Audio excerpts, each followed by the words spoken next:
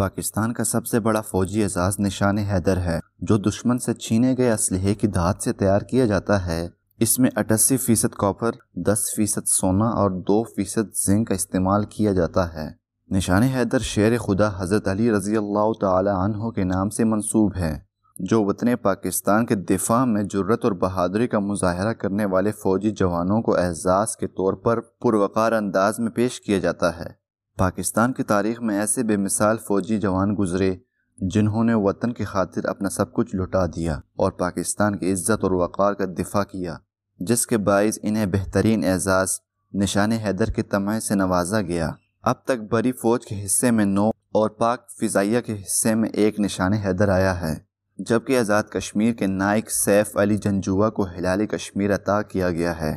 ملکی تاریخ کا پہلا نشان حیدر خطہ پوٹھوہار کے سپوت کیپٹن سرور شہید کو عطا کیا گیا، جنہوں نے 27 جولائی 1948 کو دشمن کے عزائم خاک میں ملاتے ہوئے جام شہادت نوش کیا تھا۔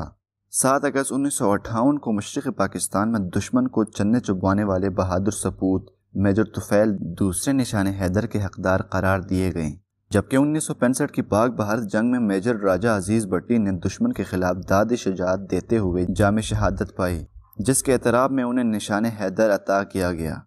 دشمن کے عزائم کو ناکام کرنے اور خاک میں ملا کر اپنے وطن کی آن بان اور شان پر جانوں کا نذرانہ دینے والے پاک فضائیہ کے جوان پائلٹ راشد مہناز کو بھی نشان حیدر سے نوازا گیا۔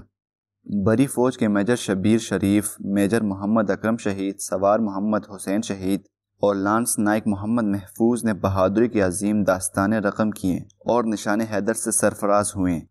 ناظرین، اب تک کے لیے اتنا ہی۔ مزید ایسی معلوماتی ویڈیوز کے لیے ہمارے اس چینل کو سبسکرائب کر دیں، ساتھ ہی ساتھ بیل آئیکن پریس کر دیں۔ شکریہ۔